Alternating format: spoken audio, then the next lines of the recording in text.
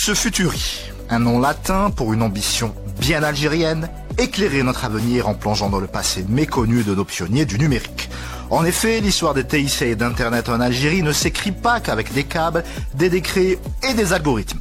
Elle s'incarne surtout dans des chercheurs audacieux, des codeurs insoumis, des architectes du futur qui, loin des podiums, ont façonné la digitalisation de l'Algérie. Loin du prêt-à-penser idéologique ou technologique, faisant fi de la paresse intellectuelle et de la résistance au changement, ils ont hacké l'avenir, repoussé ses limites et surtout bousculé nos certitudes. Je suis Reda Menassel, je suis journaliste à Radio AH1-3 et à travers cette série d'émissions spéciales, je braquerai un projecteur hertzien sur ces game changers, ces francs-tireurs de l'innovation qui ont refusé d'être de simples spectateurs de la révolution numérique mondiale.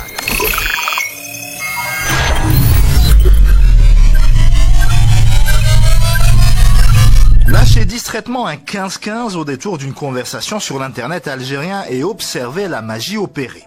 Chez les quadragénaires, un sourire complice, un flashback instantané, réminiscence d'une époque où se connecter à internet relevait de la sorcellerie, où chaque clic était une prière murmurée au génie capricieux du 56K. Derrière ce chiffre, devenu mythique, Madame Rania Houadria. Née le 6 septembre 51 à Alger, elle grandit dans un milieu modeste où 3 choses comptaient vraiment: apprendre, comprendre et avancer. Son père, fonctionnaire à l'RSTA, en avait fait un credo. Elle l'adoptera comme moteur de vie. Un père qui travaillait à la RSTA à l'époque, une mère au foyer. Nous étions 7 enfants, 3 garçons et 4 filles. Moi, je suis l'aînée des filles. En plus, c'est un privilège parce que quand je suis née après 3 garçons, mon père il était fou de joie, alors que ma grand-mère n'était pas tout à fait contente parce qu'on aime à l'époque c'est les garçons. Bon, vous savez, à l'époque la fille c'est un poids pour la famille. À la maison, bien sûr, elle n'était pas éduquée, il n'y avait pas le travail, donc c'était effectivement un fardeau. Mais mon père ne voyait pas ça du tout de cette manière-là, même ma mère, Allah yarhamha. Et lui, il a privilégié la formation, l'éducation. Et là, il a tout donné de sa vie. C'est-à-dire, il a travaillé, il a bossé jusqu'à très, très tard, parce qu'il nous a eu tard. Et il a travaillé très tard pour nous donner une bonne éducation et une bonne formation. La seule chose qui le préoccupait, c'était que les filles ne soient pas dépendantes. Que ces filles aient un avenir assuré, et qu'elles puissent donc se débrouiller dans la vie et s'autofinancer, et être complètement indépendantes. Et voilà. On peut dire qu'il était féministe avant l'heure. Hein. Oui. Ah oui, tout à fait. Hein. C'est-à-dire quand je vois aujourd'hui un petit peu certaines mentalités, je me dis, mon Dieu, mon père était effectivement vraiment avant-gardiste et il avait déjà vu que la femme devait être éduquée parce que c'est elle la base de la société. Donc il a vu juste et aujourd'hui je lui dois pratiquement, et à ma mère aussi, Allah yarhamhum, je leur dois pratiquement tout ce que je suis aujourd'hui. تعيش لي يا بابا تعيش لي تعيش لي يا بابا تعيش لي تعيش لي يا بابا ونرد خير تعبك جهدك وشقاء ونرد خير تعبك جهدك وشقاء تعيشي لي يا يما تعيشي لي يا يما تعيشي لي يا يما ونرد خير فضلك عطفك ورضاك ونرد خير فضلك عطفك ورضاك. Brillante élève, elle fait ses classes à l'école du Stade du 20 août aux Al-Nasser. D'abord fascinée par les sciences naturelles, elle plonge ensuite dans les mathématiques sous l'impulsion d'un grand frère qu'on pourrait qualifier d'exigeant. Au lycée Hassiba, c'est la physique qui prend le relais, son esprit s'aiguise, son destin s'écrit. L'école m'intéressait, j'étais très attentif, j'aimais l'école. Et donc l'école primaire, je l'ai faite dans mon quartier, au Ruisseau, parce que je suis née là-bas et j'ai vécu là-bas. C'est l'école du Stade, donc qui se trouve derrière le stade municipal actuellement, le stade du 20 août. Donc j'ai fait mon école primaire là-bas jusqu'à la 6e. Et Et on était donc... c'était une bonne ambiance, hein, parce qu'il y avait l'école des garçons à côté, l'école des filles. C'était séparé, hein, c'était pas comme aujourd'hui, les filles d'un côté, les garçons de l'autre. Et donc, on se fait des amis. Bon, on avait des premiers liens sociaux. Voilà. Oui, tout à fait. Il y avait aussi les institutrices, hein, à qui on avait un grand respect à l'époque. Une institutrice, le directeur, c'est quelque chose. Hein, donc, ça aussi, ça a changé. Oui, je vois, oui, tout à fait, ça a changé. Mais là, on avait le plus grand respect pour l'instituteur parce que quand on allait à l'école, ben, c'est lui qui nous faisait découvrir un tas de choses. Il nous enseignait, on apprenait bon, par rapport à ce qu'on a appris à la maison, bien entendu les bases un peu de la société, mais à l'école, c'était tout autre chose. Donc, c'est des découvertes tous les jours, des découvertes. Que ce soit dans les matières de géographie, d'histoire, et puis les sciences. Voilà, les sciences aussi, c'était très intéressant à l'époque. Bon, bien sûr que c'est pas comme aujourd'hui, on n'avait pas beaucoup de matières. Les matières n'étaient pas très développées. Ce qui a été développé, c'était après la 6e. C'est là où donc les choses ont complètement changé et où là, je commençais effectivement, comme vous dites, à m'intéresser un peu plus à tout ce qui est science. Science d'une manière générale, que ce soit... C'est venu comme ça? Il y a eu un déclencheur? Il y a eu un livre qui vous a marqué et qui vous a ouvert des perspectives? Non, c'était comme ça. Bon, il y avait pas de livre. Je lisais pas beaucoup. Non, pas du tout. Je lisais pas. Mais j'ai découvert effectivement la science, disons naturelle, les sciences naturelles, en ce qui concerne les plantes, en ce qui concerne les animaux. Et c'est vrai, on les voit tous les jours, ça autour de nous, mais après on découvre comment ça se produit, et là ça devient intéressant. Ensuite, j'ai basculé un peu plus vers le technique. C'était à partir de la 3e où on a commencé donc avec la physique et les mathématiques un peu plus poussées. Et là, je me suis complètement consacrée à ces deux matières, la physique et les maths. Et la physique, c'était quelque chose d'extraordinaire. Et j'ai dit, bon, c'est là où je vais me lancer. Et là, les maths, ce qui m'a fait aussi aimer les maths, c'est mon frère aîné. Et là, il était très, très sévère avec moi. Et à chaque fois que j'avais des devoirs ou des trucs à faire à la maison, donc il était là derrière moi. Et quand je faisais des erreurs, et là, ça ratait pas. Hein. C'était des réprimades, il me grondait, il me faisait même pleurer en me disant mais tu n'as rien dans la tête et tout. Et là, ça me... L'éducation à l'ancienne, oui. On va dire ça comme ça. Ça me permettait de pousser, d'aller plus à l'avant et de travailler un peu plus. Voilà. Et c'est là où effectivement les maths m'ont captivé. Et j'ai dit, bon, je vais faire une carrière dans ce domaine-là. Dux Futuri. Toutes les nouvelles technologies en direct et sans limite. Année brillante, mais tragédie inattendue, Rania Houadria rate son bac. Fin du rêve? Non.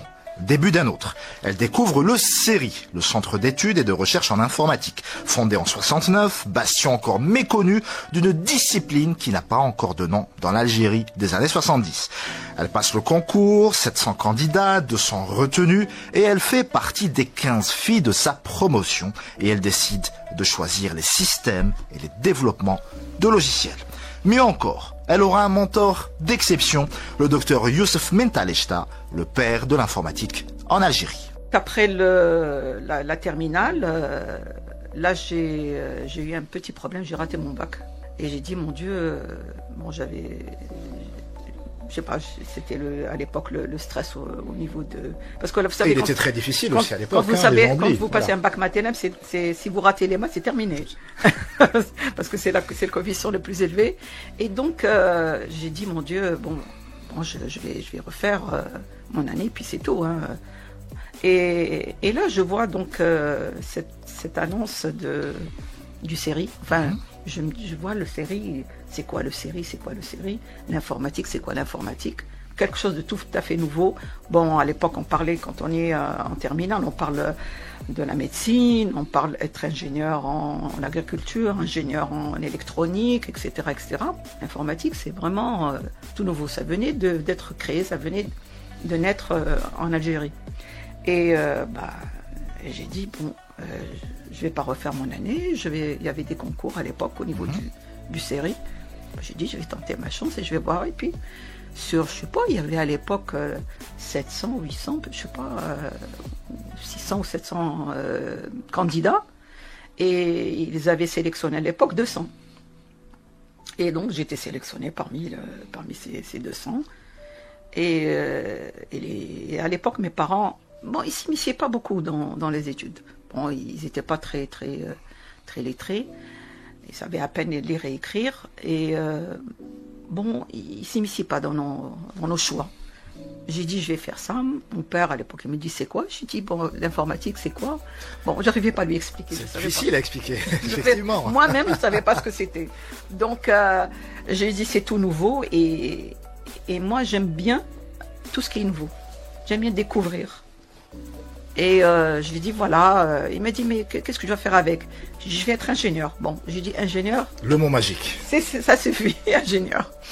Et donc, bon, je suis...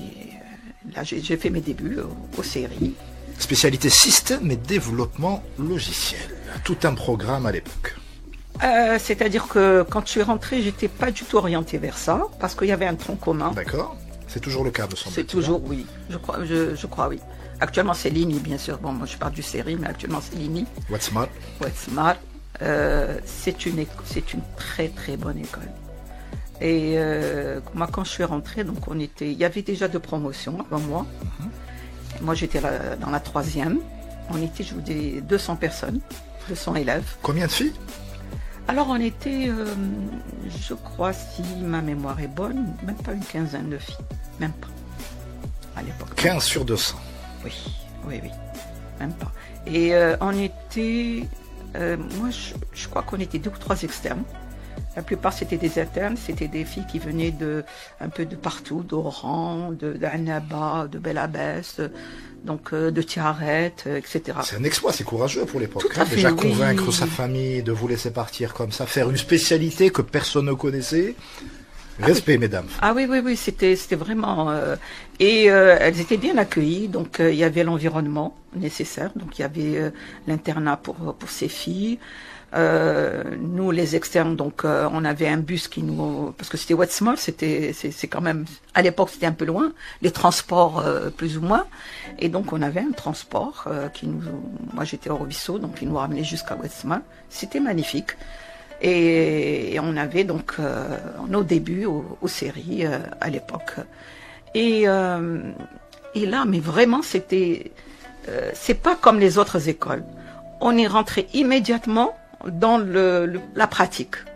Alors, il y avait une grande salle des machines, qu'on appelle des machines. Il y avait de grands ordinateurs à l'époque. C'était les cartes perforées et tout. Les cartes perforées, oh là là, c'est du dinosaure, on parle de... vraiment, quand on voit maintenant l'évolution, je me dis, mais c'est incroyable, bon, comment les choses ont pu évoluer. Et donc, on est rentré, je vous dis, directement dans la pratique. On nous a mis donc dans cette salle et on nous a dit, il y avait donc un professeur qui nous a enseigné le langage... C'était quoi? C'était quel langage à l'époque? C'était le du Python, du Fortran? Le PL1. Ah, d'accord. Le PL1. Voilà. Et après, bon, il y a eu le Fortran, il y a eu l'assemblage, il y a eu, etc. Et le PL1, donc, on a commencé par ça. C'était un peu pour nous apprendre, nous rentrer dans enfin, nous initier un peu la logique, parce que toute l'informatique, c'est une question de logique. Tout à fait. C'est une question de logique. Et là, on voyait pas le temps passer. Et on avait de très, très bons professeurs. Taleshta qui nous enseignait les mathématiques. Qui est le père de l'informatique en Algérie, hein, il faut le dire, il faut lui rendre hommage. Ah, tout à fait. Là, je crois que à l'époque, bon, les promotions qui ont eu Taleshta ont eu beaucoup de chance. Beaucoup de chance. On a eu Mostefaoui aussi, qui était un très très grand aussi professeur dans tout ce qui est le logique. Et avec Taleshta, donc c'était les mathématiques appliquées. Le tronc commun passé, à ce moment-là, on a pris notre spécialité. Là, toujours technique. Je me suis orientée vers technique, c'est-à-dire tout ce qui est système et hardware, c'est-à-dire matériel et logiciel. Et là, donc, c'était une formation beaucoup plus poussée. Bon, par rapport à l'autre filière qui était tout ce qui est organisation, recherche opérationnelle. Donc, c'est tout ce qui était méthodologie sur la définition et l'élaboration de procédures, d'organisation, etc., de travail. La théorie. Voilà, appliquée pour l'informatique. Et nous, c'était système. Et là, c'était le cœur de la machine. C'était les mains dans le conduit, les circuits imprimés. Tout à fait. Comment donc fonctionne la machine? Donc, on est allé jusqu'à manipuler l'intérieur de la machine, le ventre de la machine, pour programmer les 0-1, les 0-1, bien entendu. C'est la base de l'informatique. Et c'était passionnant. Voilà. Est-ce que à l'époque, vous réalisiez le phénomène et la révolution que ça allait être dans nos vies au quotidien? Ah oui, parce que... Vous voyez déjà le potentiel? Ah oui, oui, parce que quand on était donc dans la pratique, on était dans la pratique déjà, et on programmait et on voyait les résultats, on voyait comment un ordinateur, la puissance de l'ordinateur, bon à l'époque, c'était pas aussi puissant qu'aujourd'hui, nous permettait d'avoir des résultats, nous permettait d'avoir donc de traiter l'information, la stocker aussi, le phénomène de stockage, mais de restitution, qui était phénoménal. J'ai dit mais c'est incroyable, ça va révolutionner effectivement la société et le monde du travail, quoi.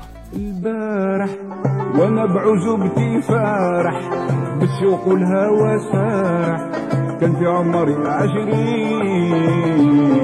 البارح كانت الموال تتلوح صحة البدان تترايح يا زهرة السنين البارح كان في عمري 20 يا حسرة على 20.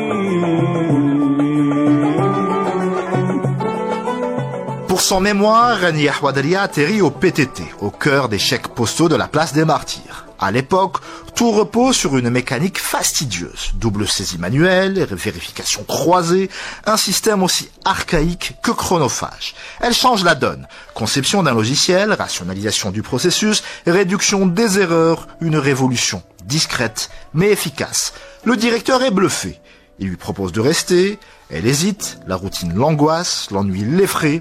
Elle finit par céder et y fera toute sa carrière. Et au centre des chèques postaux, et effectivement on m'a accueilli bras ouverts, très bien. À l'époque il y avait un directeur formidable qui croyait lui aussi à l'informatique. Il croyait et il savait que l'informatique va aider énormément dans la gestion. Et j'ai fait mon mémoire. C'était un mémoire très technique aussi. Et à l'époque ils avaient commencé donc à mettre en place le réseau des CCP. Et là, j'ai élaboré, à l'époque, avec l'équipe qui était en place, j'ai élaboré un logiciel qui permettait donc au CCP, parce qu'il faisait de la saisie manuelle. Bon, il y avait des écrans et tout. À l'époque, ça a évolué par rapport à la carte perforée, mais il y avait des écrans. Et donc, qui étaient reliés, ces écrans, à un ordinateur, et qui permettait de faire la saisie des clients CCP. Donc, il fallait saisir la base de données des clients et la mettre sur ordinateur. Et là, il fallait mettre ce qu'on appelait de la saisie double. Donc, un logiciel qui permettait parce que c'était le seul moyen de contrôler et de sécuriser l'information. Donc on faisait une saisie double et on comparait de manière à ce qu'on se dit, bon, c'est la bonne information. S'il y avait une différence, on refait. Voilà. Et donc c'était ça. Et donc après j'ai eu mon diplôme, effectivement, d'ingénieur d'État. Et le directeur à l'époque, il me dit, bon, pourquoi vous ne restez pas chez nous? Moi j'ai dit, les PTT à l'époque... petit travail tranquille. J'ai dit, qu'est-ce que je vais faire ici? C'est le slogan presque officiel, effectivement. Oui. Je dis, qu'est-ce que je vais faire ici au PTT? Moi, c'est pas scientifique. Je dis, il y a rien à Il y a faire. toujours les clichés, être derrière un guichet, Ah, voilà, oui, le travail routinier. Travail routinier. Qu'est-ce que je peux faire, moi, l'informatique ici? Comment je vais évoluer? Et moi, ce qui m'intéressait, c'était effectivement que je reste toujours. Moi, j'ai dit, peut-être un centre de recherche, peut-être aller, continuer dans ce que j'ai commencé, c'est-à-dire aller plus loin dans l'informatique et découvrir encore plus ce qu'il y a dans l'informatique. Et puis, le directeur était tenace. Et il m'a dit, voilà, on va vous donner ça, etc. Et donc, voilà. Dux Futuri. Toutes les nouvelles technologies en direct et sans limite. À peine installé, Rani Ahmadali est propulsé à la tête du centre de calcul. Mission, bâtir un réseau informatique pour les CCP, créer une base de données, moderniser un système encore figé dans le papier et les habitudes d'un autre temps. Mais le vrai défi, c'est la résistance au changement. Les anciens ne veulent rien savoir, le terminal les effraie, l'écran les rebute. On tape encore sur des machines à écrire, on se méfie de l'invisible, du numérique. Elle tient bon.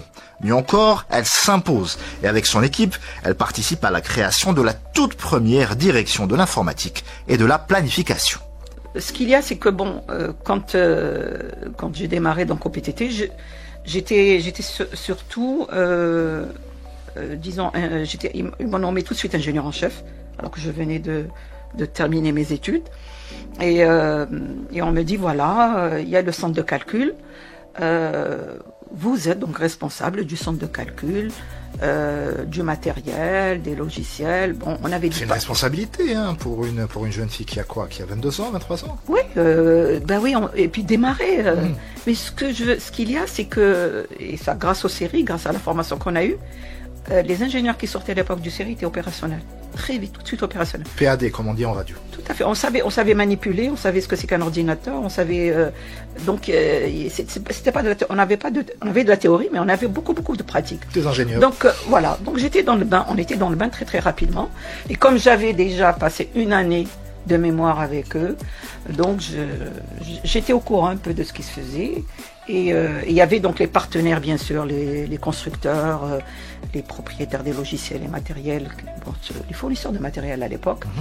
Et donc j'étais avec eux et on a mis en place donc le réseau des CCP, les terminaux au niveau des bureaux de poste. Bon, il y avait quelques bureaux à l'époque. Les clients CCP, il y avait 400 000 à l'époque, ou 500 000, c'était pas très, alors qu'aujourd'hui, ils sont autour de 20 millions, quelque chose comme ça. Donc, c'était le moment de démarrer l'informatique au niveau des CCP et de créer donc cette base de données des CCP. Justement, on y arrive comment? Parce que là, quand on regarde dans son rétroviseur, on a l'impression que c'est facile, mais créer tout ça à partir de rien, sans avoir un référentiel, sans profiter de l'expérience de quelqu'un d'autre, ça doit pas être évident. Comment vous vous êtes débrouillé au quotidien? Il y a eu des erreurs, des tâtonnements? Oui, toutes les façons. Puis il y avait des réticences, beaucoup de réticences. Ah, c'est-à-dire? Alors, c'est-à-dire qu'au niveau, vous savez, les PTT, comme je vous ai dit, c'est une administration qui date de plusieurs années. Et donc, il y a des habitudes. Il y a des habitudes, il y a des procédures très cadrées. Et des gens très anciens à l'époque, il fallait pas donc déranger. Ils avaient leur fichier manuel et il fallait pas toucher. Donc leurs fiches, quand il y avait une opération qui s'exécutait, ils sortent la fiche, ils notent et puis ils remettent, voilà, la comptabilité, les grands registres. Moi, quand je voyais ça, je dis mon Dieu, il faut éliminer tout ça. Et c'était pas possible à l'époque. La résistance au changement. Tout à fait, on est resté pratiquement longtemps, une année, 2 ans peut-être avec en parallèle. C'est-à-dire les agents mettaient à jour leurs fiches. Oui. Et nous, on mettait donc la base de données. Donc il n'y a pas eu un bascule direct. Non. C'est resté. Non, c'était pas possible parce que les gens ne voulaient pas. Ils voulaient plus. Ils rejetaient le terminal, ils rejetaient l'écran. C'est extraordinaire la nature humaine. Et puis on avait le centre de calcul, donc avec les grandes, comment dirais-je, bobines, et puis le gros disque. Ça n'a rien à voir avec ce qu'il y a aujourd'hui. Et puis les gens ils me disent, mais les clients CCP sont dans cette dans ce grand bidule là. J'ai dit mais bon, on voit rien bien sûr, on voit rien. Mais il n'arrivait pas donc à bon, c'est normal. Est-ce que c'était la peur de devenir obsolète et de se retrouver au chômage, ou c'était juste ils voulaient pas que leur routine soit un peu chamboulée? L'informatique c'est nouveau. Ils n'arrivaient pas à saisir que l'information était dans ce bidule. C'est une incompréhension, tout simplement. C'est une incompréhension. Ils n'arrivaient pas à s'imaginer ça, c'est tout. C'est pas évident. Je suis d'accord, c'est pas évident. Je dis au bout d'1 an, 2 ans, quand ils voyaient donc que la comptabilité elle se faisait le lendemain, on avait toute la comptabilité, et c'est là où ça a commencé petit à petit, donc les gens commençaient à se défaire un peu de tout ça. Et la base de données, elle a été conçue bien sûr avec des experts à l'époque, il faut le dire. Donc on avait des gens qui sont venus, des gens de l'étranger bien sûr, parce que l'informatique était bien sûr développée à l'extérieur avant tout, et donc on avait des gens qui étaient formés en Oracle et dans les grandes bases de données informatiques, et c'est là donc on a eu effectivement cette aide, cette formation même, et beaucoup de formations. Après même quand je suis sortie du CERI, les CCP nous ont formés sur les spécificités du système. Donc comme on était aussi télécom, ça nous a facilité aussi la tâche, tout ce qui était liaison avec... Ça ouvrait des portes, voilà. Tout à fait, c'était facile, c'était simple. Donc les techniciens, les ingénieurs des télécoms étaient là pour nous épauler, pour nous aider et pour nous permettre de réaliser ce qui a été réalisé. Voilà. Et là, quand le réseau a été lancé et tout, il fallait passer à d'autres étapes, à d'autres phases. Et là, il y a eu toute une réorganisation au niveau des PTT. Et c'était aussi, comment dirais-je, un tournant aussi dans l'administration. Il y avait une organisation qui a créé des structures adéquates à tout ce qui devait être développé. Et là, on a créé la direction de l'informatique. Une direction générale même de l'informatique et de la planification. À l'époque, il y avait de la planification. C'était merveilleux aussi.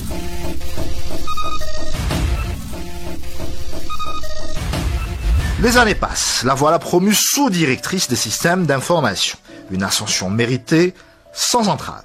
Contrairement à d'autres de sa génération, elle n'a jamais eu à subir le sexisme rampant du milieu. Pas de remarques condescendantes, pas d'infantilisation. Son directeur veillait au grain et elle imposait naturellement le respect. Nouveau défi, créer une base de données relationnelle. Une révolution silencieuse, mais un séisme pour les anciens.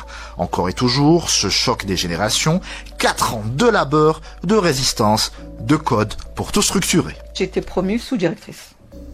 Très rapidement, donc d'ingénieur en chef, j'ai été promue sous-directrice. C'était à peu près 5 ans après. Le fait de voir une femme brillante, diplômée, qui gravit les échelons si vite et qui arrive à faire le travail de 50 bonhommes en une journée, est-ce qu'il y a eu quelques grincements dedans? C'est vrai, certains disent que on a eu des embûches, les femmes, des hommes étaient réticents, etc. Moi, j'ai pas trouvé ça. Vous l'avez pas ressenti? Non, je l'ai pas ressenti, parce que je vous dis, on avait un directeur qui croyait à ça et qui voyait les potentiels. D'accord. Il faisait pas de différence entre les hommes et les femmes. C'était quelqu'un de très bien. Et parce que en posant la question à vos consoeurs ingénieurs de la même génération dans d'autres structures, certains ont bien morflé aussi. C'était pas évident chaque jour. Oui, je sais, puisque j'avais aussi moi des amis, enfin du CERI qui étaient ailleurs, et quand ils ont vu que on avait pratiquement quartier libre, on avait les mains libres. À l'époque, on nous disait, écoutez, c'est vous les techniciens, c'est vous les ingénieurs. Nous, on connaît rien l'informatique. Jeune femme diplômée et brillante. Oula, ça fait beaucoup pour certains. On nous a donné le feu, on nous a donné tous les moyens pour qu'on fasse quelque chose, qu'on développe des choses au niveau du service. Et je vous dis, il y avait des amis que j'avais du CERI qui étaient dans d'autres secteurs, sont venus travailler à l'informatique. On s'est retrouvés à un moment donné, comme là on voyait que l'informatique se développait CCP, on s'est trouvé avec 40 ingénieurs au niveau des CCP. Et la plupart, C'était des gens qui venaient du CERI. Ils sont venus parce qu'ils voyaient qu'il y avait des choses qui se réalisaient et qu'il y avait des opportunités. En être, tout simplement. Tout à fait. Et puis, ils voyaient qu'on n'était pas, disons, limité. Quand j'étais nommée sous-directrice, j'étais nommée sous-directrice des systèmes d'information. Et là aussi, je me suis lancée toujours vers des nouveautés. J'ai dit, mon Dieu, on est les PTT, on était quand même, je ne sais pas combien d'agents à l'époque, 12 000 ou 15 000 agents. On était quand même bon, c'était le plus gros opérateur, hein, les PTT. Employeur aussi, employeur. Et pour le personnel, je voyais que la gestion était archaïque, la gestion du personnel. Et j'ai dit, mon Dieu, bon, pourquoi pas ne pas créer effectivement une base de données et donner l'outil à... Alors là, je vous dis pas... Bonjour, ceci est un ERP, bonjour, ceci est un CRM. Bon, je vois bien la scène d'ici, effectivement. Vous voyez un peu le personnel au niveau de... Les gens au niveau du personnel, mais vraiment des gens très très anciens. Impossible de parler avec eux. On leur dit, voilà, on vous met ça sur ordinateur. Pas question, les grandes fiches. Hein, manuscrites et tout. Oui, non. Et là, bon, on a créé une base de données relationnelle. Alors, relationnel, ça veut dire que à partir d'un mot-clé, vous retrouvez l'information. L'information de l'agent, sa paye, sa carrière, et aussi, il pouvait évoluer au niveau de cette base de données. Et bon, parce qu'à l'époque, au niveau des PTT, il y avait la paie qui était automatisée. Elle n'était pas informatisée, elle était automatisée. Parce qu'il y a une différence, l'automatisation et l'informatisation. Et donc, là, on a créé cette base de données relationnelle. Heureusement qu'il n'y avait pas de réticence au niveau de tout le monde. Il y avait quelques-uns qui étaient plus ou moins ouverts au changement. Voilà, et qui s'intéressaient un petit peu à tout ce qui était nouveau, etc. Et là, donc on a mis en place. Ça m'a pris à peu près 4 ans. 4 ans de travail. 4 ans de travail, quoi, parce que là, pour ramasser l'information, la vérifier, la codifier, parce qu'il fallait codifier les postes de travail, codifier la nomenclature des postes de travail, codifier la rémunération, enfin tout devait être codé, c'est ça l'informatique. Pour que la machine comprenne et traite en conséquence. Voilà. Vous rentrez à partir d'un code, parce que si vous rentrez par rapport le code le poste du travail, vous dites bon, donnez-moi le nombre d'ingénieurs qu'il y a dans Word, puis il vous sort ingénieur data, puis il vous sort et là ce qui a ébloui un peu la direction du personnel, c'est les statistiques. D'accord. Parce qu'il fallait que chaque fois qu'ils élaborent des statistiques, ils les donnent à des organismes nationaux pour faire un petit peu le recensement, et c'était immédiat. Ils avaient donc cette information immédiatement, clairement par rapport à l'âge, par rapport donc au sexe, à l'ancienneté. Bon, tout était donc codifié, était introduit et permettait donc cette information immédiatement. Les années 90 s'achèvent, emportant avec elles leur cortège de tragédies. L'Algérie pense ses plaies, mais un nouveau défi se profile, le bug de l'an 2000. Une bombe à retardement numérique, une menace fantôme qui pourrait faire vaciller tout un pays. Et surtout, une angoisse, que la poste s'arrête net. Pendant ce temps, ailleurs dans le monde, Internet s'impose. Plus question pour l'Algérie de rester hors jeu. Rani Ahouadaleh et son équipe prennent les devants. De cette course contre la montre naîtra un projet que tous les Algériens vont apprendre à connaître, Jaweb. Après sous-directrice, je suis passée directrice de l'informatique. Là, c'était les années 90. Et les années 90, là, ça commence. Bon, vous connaissez la période. Bon. La décennie noire, 200 000 morts, 75 000 intellectuels algériens qui quittent le pays. Voilà. Là, j'ai eu quelques petits problèmes. Bon, avec le personnel. Bon, il y avait des gens qui étaient un petit peu pour cette mouvance et qui ne voyaient pas la femme d'un bon œil. Mais quand même, on a survécu par notre travail et aussi par l'entourage. Quand on était bien entouré, bien protégé, il faut dire.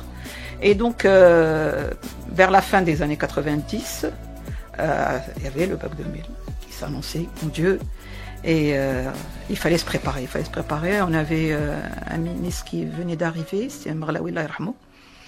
Et pratiquement, j'étais convoquée tous les jours chez lui. Il y avait moi, il y avait aussi le directeur des télécoms, parce que les centraux téléphoniques étaient à l'époque, une partie était, il y avait des centraux numériques, et ça fonctionnait donc avec de l'informatique.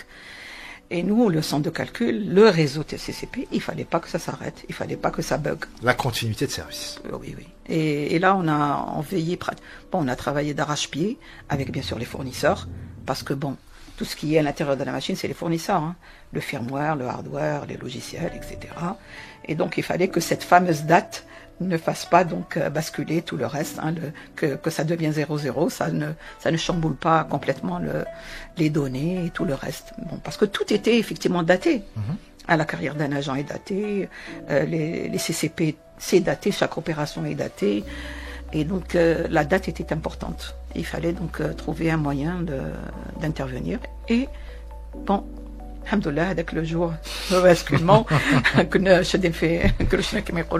et pour ça c'est. Enfin, c'est toute la planète qui attendait ça avec avec appréhension. Tout à fait. Et ça s'est bien passé. Donc on a passé le 31 très très bien. Voilà, on a passé très très bien.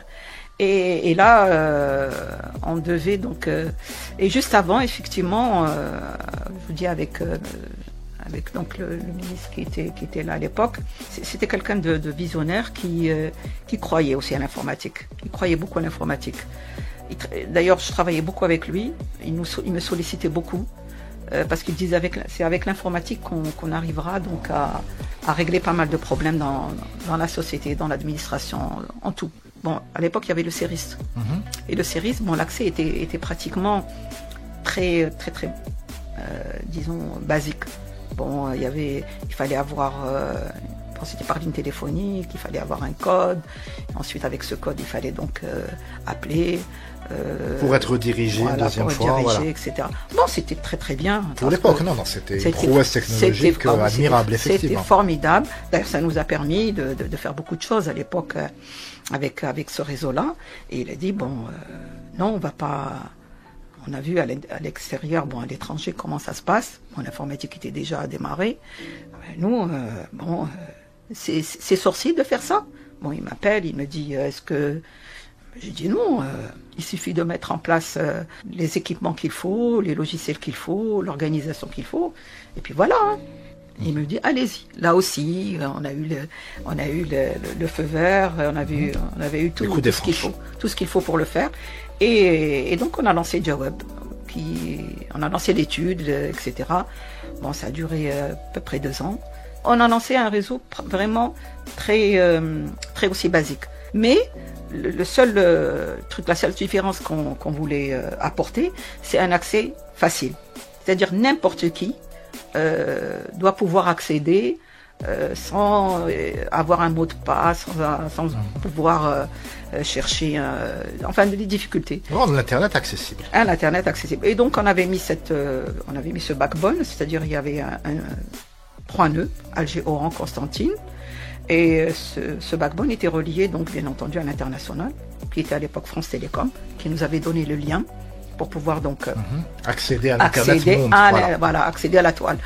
Et bien entendu, tous les centraux téléphoniques étaient donc reliés aussi à ce backbone, et on devait accéder par un numéro abrégé. Et ça, il fallait le faire. Le ministre avait insisté. Il a dit, il ne faut pas compliquer les choses. Le 15-15. Vous donnez le 15-15. Il faut qu'à partir du 15-15, le citoyen, pof, il est sur le net. Et le 15-15, vous le savez, est maintenant rentré dans le langage courant. Donc ça doit vous faire plaisir quelque part de faire partie de la culture algérienne en tant que telle. Tout à fait, parce que et puis non, mais là bon, c'était beaucoup plus. Il y avait les télécoms qui avaient cette prouesse aussi, parce que le 15-15, c'est les centraux téléphoniques. Bon, il y avait, heureusement qu'on n'était pas passé au numérique. À l'époque, on commençait à passer au numérique par rapport à l'analogique. Donc, vous faites un 15-15 au niveau de n'importe quelle région. Et donc, c'est les centraux téléphoniques qui acheminent le signal jusqu'au backbone. Et à partir de là, vous avez votre accès. À l'époque, on avait combien? On avait réservé 10 000 accès, à peu près. 10 000, dont 7 000, c'était des accès directs, c'est-à-dire le citoyen commun accède. D'accord. Et les 3 000, c'était des liaisons spécialisées. Là, parce qu'on devait doter les administrations, les sociétés, on devait leur avec donner... un type de cryptage, je suppose. Voilà. On leur devait des liaisons spécialisées. C'est-à-dire, liaison spécialisée, ça veut dire que c'est une liaison où vous êtes connecté d'une manière permanente. Vous n'êtes pas obligé de faire du 15-15 à chaque fois. C'est pas comme le citoyen lambda. Et voilà, donc ça, c'est le démarrage de Jaweb. Il fallait donner un nom. À l'époque, on avait cherché des tas de noms. Et puis, on dit, bon, Jaweb, la réponse. C'est vous qui l'avez trouvé? Non, on était une équipe. Ça, c'est votre modestie qui parle. Non, parce que je sais que c'est vous. Je me rappelle pas. Mais le ministre était tout à fait content. Il m'a dit, bon, parce qu'on avait pensé à Numidia, on avait passé à un truc. Puis on dit, bon, Jaweb, oui, c'est... Ça coule de source. Ça coule de source, c'est la réponse. Voilà. Quelqu'un cherche quelque chose et c'est Jaweb qui lui donne... Et quand vous y repensez, 20 ans plus tard, qu'est-ce que ça vous fait? Ah ben... Oui, ça fait chaud au cœur. Ça fait... Je dis, bon, quand même, à l'époque... Il y avait pas grand chose. Quand même, on a mis en place les jalons un petit peu de ce que c'est maintenant, de ce qu'il y a aujourd'hui. Hein. Aujourd'hui, on a vulgarisé en quelque sorte l'internet parce que c'était quelque chose d'énorme. Oh mon Dieu, l'internet, les gens quand appelaient ça. Alors que bon, aujourd'hui, le petit enfant.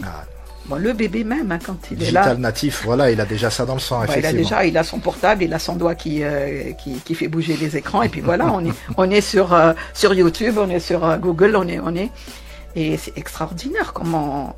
Donc là, on avait effectivement vulgarisé un petit peu la chose. C'était la chose, Internet, c'était la chose à l'époque. Et je trouvais formidable, parce que tout de suite après. Ça s'est développé très très vite. La DSL est venue et ça s'est généralisé. Et puis voilà, hein, ça se développe encore de plus en plus. Formidable. يا زايد زينك تخطف عقلي وسكانك زادوا لبهاك حساب يا زايد زينك تخطف عقلي وسكانك زادوا لبهاك حسان قدرك عالي وحسنك غالي قدرك عالي وحسنك غالي يا مدينة سيدي عبد الرحمن. Autre cheval de bataille, la monétique. Moderniser les paiements, démocratiser les cartes de retrait, implanter les distributeurs. Un défi colossal dans un pays où le liquide règne encore en maître. En parallèle, la séparation d'Algérie Post et d'Algérie Télécom lui laisse un petit pincement au cœur. Une page se tourne, une nouvelle ère commence. En 2002, elle est nommée directrice générale de l'informatique à la Poste. D'ailleurs, moi, ça m'a fait beaucoup de peine quand il y a eu la réforme des PTT. La réforme, c'est la séparation de la Poste et des télécoms. Bon, c'était... Bon, il y a des raisons évidemment logiques qui ont été invoquées, c'est que ça devenait trop gros, c'était un enfer pour manager tout ça, que les besoins des uns et des autres n'étaient pas forcément les mêmes, etc. Voilà. Oui.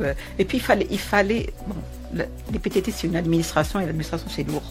C'est lourd par rapport au budget, par rapport aux procédures, à la gestion, etc. Pour faire un marché, c'est la croix et la bannière. Bon, tous les trucs de contrôle, c'est une lourdeur.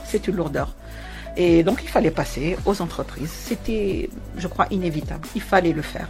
Et la réforme a apporté beaucoup de choses, la preuve. Et d'ailleurs, à l'époque, le mobile, c'était... ça a été lancé dans les années 90, mais il y avait quelques-uns qui avaient le portable à l'époque. Mais après la réforme, vous avez vu comment c'était le boom. Donc la réforme a apporté effectivement beaucoup pour le développement, pour ce qui est aujourd'hui.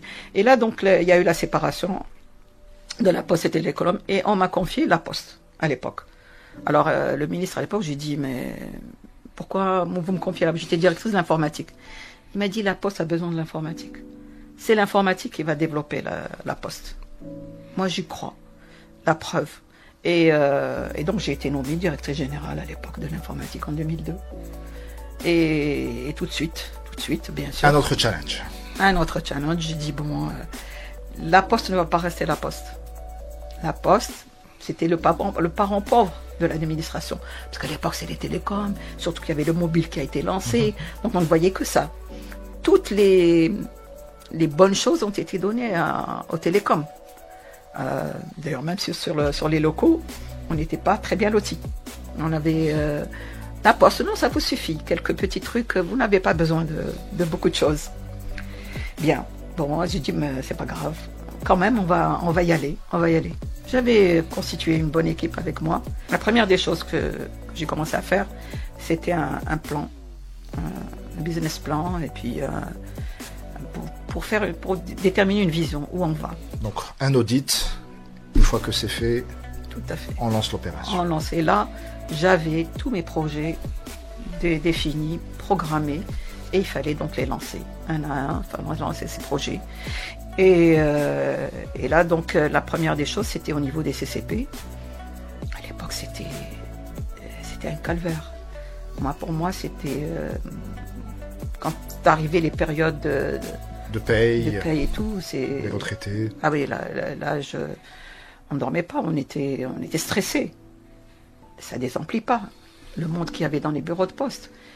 Et j'ai dit, mais mon Dieu, pourquoi le client doit venir au niveau du guichet? Il faut vider les bureaux de poste. Il faut les vider. Le guichet ne doit être là que pour informer et pour certaines opérations. Le client ne doit pas venir ici pour retirer son nom. Et puis il y avait aussi le problème d'argent. Les liquidités. Et c'était aussi notre calvaire. Et bon, la seule chose qui pouvait nous... Bon, il y avait déjà les distributeurs de billets qui étaient déjà au niveau des banques. Il y avait la Satine qui avait lancé ça à l'époque, les années 90, fin 90. Et on avait, nous, quelques GAP qui étaient reliés à ce réseau, mais qui étaient plutôt en déficit, qui ne faisaient pratiquement pas d'opérations. Et pourquoi? Parce que le citoyen n'avait pas encore de culture numérique, il n'avait pas encore la confiance, ou de carte tout simplement. Et la carte, la poste, on nous faisait peut-être 2000 cartes par semaine, ou même pas. C'est infinitésimal. Alors, pour le nombre de clients qu'on avait à l'époque, c'était pas possible de continuer comme ça. Et donc il fallait lancer ça. Il fallait lancer donc cette monétique. Et là, on est allé avec aussi des partenaires qui étaient très intéressants. On avait un grand obstacle. La Poste, vous n'avez pas à faire ça. Et j'ai eu des obstacles. J'ai eu d'énormes obstacles au niveau de... On est allé jusqu'au Premier ministre pour pouvoir, disons, trancher ça. Qu'est-ce qui les gênait à l'époque? Il gênait que la Poste fasse. Il me dit, c'est pas votre vocation. Il fallait que ça reste c'est la banque. La banque, voilà. Et je dis, mais comment on est la plus grande banque d'Algérie? Je regrette. Voilà le nombre de clients qu'on a. De toute façon, même les GAP que vous avez aujourd'hui et le nombre de clients qu'il y avait à l'époque, c'était la Poste qui avait beaucoup plus de clients que les banques. J'ai dit, en quoi ça vous gêne? J'ai dit, en quoi ça vous gêne? J'ai dit, au contraire, nous, on va mettre un réseau de distributeurs de billets qui va être au profit aussi de vos clients. Vos clients aussi pourront utiliser, parce que ça va être interopérabilité. Il y aura donc ces GAB, ils pourront être utilisés et par les postiers et par les gens et par les banques. Alors l'interopérabilité n'est venue que des années plus tard. C'est assez récent, pour d'autres raisons que vous connaissez. Oui, tout à fait. Et là, heureusement qu'à l'époque, je vous dis, on avait aussi un ministre qui a joué le jeu, qui croyait aussi à ça. Et donc, on a tranché. Et on a dit, la Poste, effectivement, faite. Et là, on a lancé la monétique, on a lancé notre premier réseau. Et là, il fallait donc, ils disent, mais l'Algérien n'est pas encore prêt, vous croyez que avec le retrait... De l'infantilisation. Mais c'est pas possible, comme pour le mobile. Mais vous croyez que le retraité, il va pouvoir utiliser sa carte? Ça, vous l'avez entendu, hein? D'accord. Le retraité va utiliser la carte, mais même nos grands-mères, nos grands-pères, ou même les anciens, ils vont pouvoir utiliser la carte. Je dis, mais pourquoi ils n'utiliseraient pas la carte? Il n'y a rien de sorcier, ils apprendront, ils s'habitueront, comme pour le mobile, je veux dire, qui était à l'époque aussi, on a dit, ça va pas être utilisé. Et le futur vous a donné raison. Et voilà. Et là, je vous assure que quand je faisais des sorties avec le ministre au niveau des wilayats, c'était les retraités qui venaient nous demander, et quand est-ce que j'aurai ma carte? Je Parce qu'il a vu que c'était très pratique. Bon, le guichet était à l'extérieur, donc il pouvait retirer son argent quand il voulait, à n'importe quel moment, à n'importe quelle heure. Et puis faire la chaîne pour une personne âgée, c'est pas Voilà.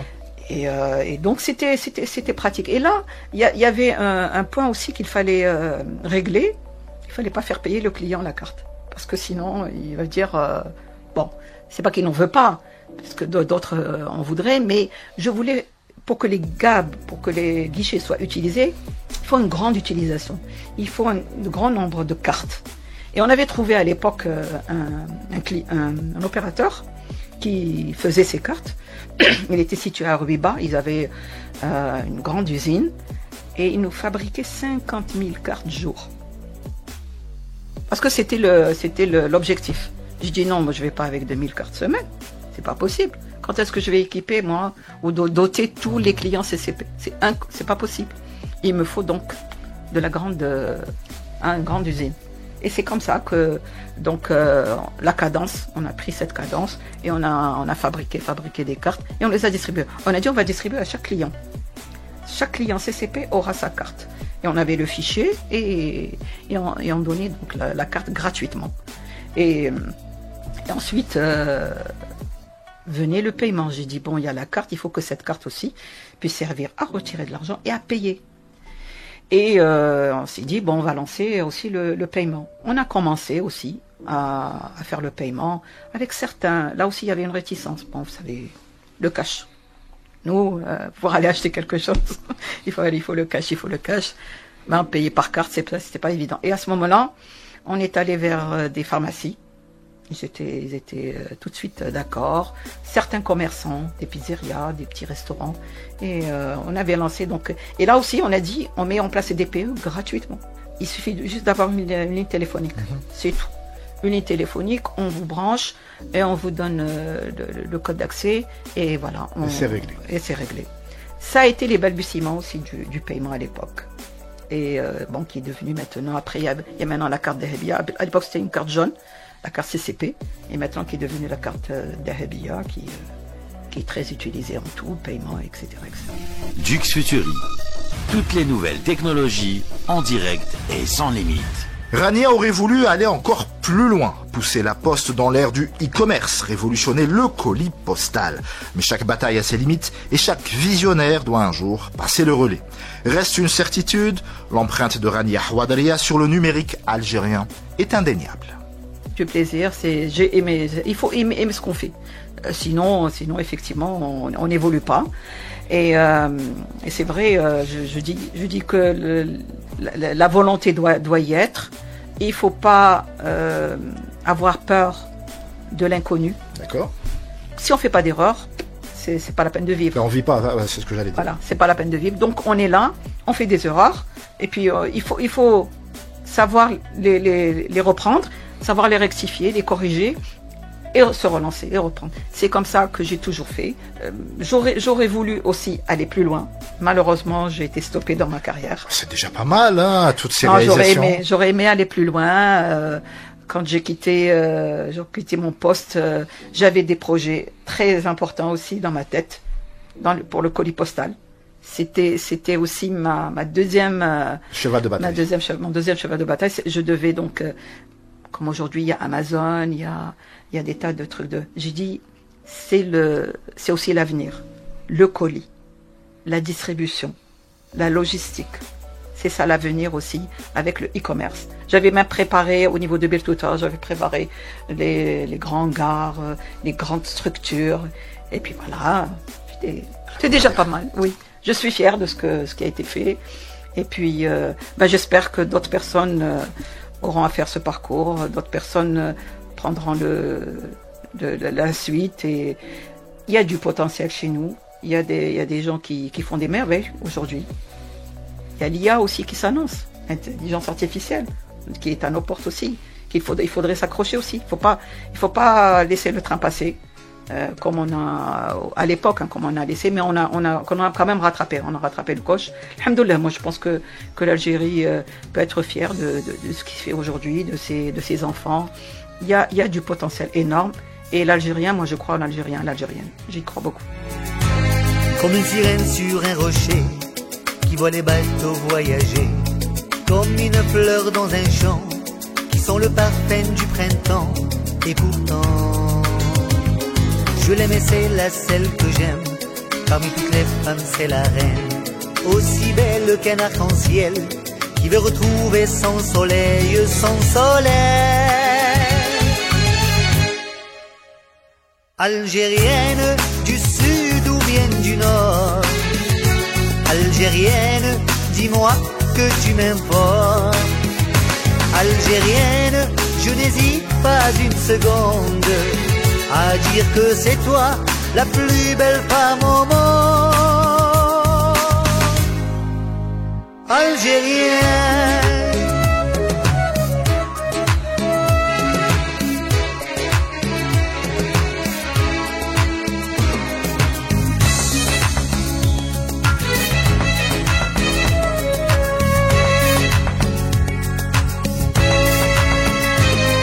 Dans ses yeux mon royaume, je suis le plus heureux des hommes.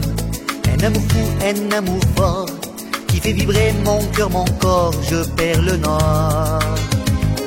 Regardez-la quand elle sourit, c'est le charme de toute l'Algérie. Que la fête commence aujourd'hui, elle sera la femme de ma vie, de ma vie. Algérienne du sud ou bien du nord, Algérienne, dis-moi que tu m'aimes fort. Algérienne, je n'hésite pas une seconde à dire que c'est toi la plus belle femme au monde. Algérienne.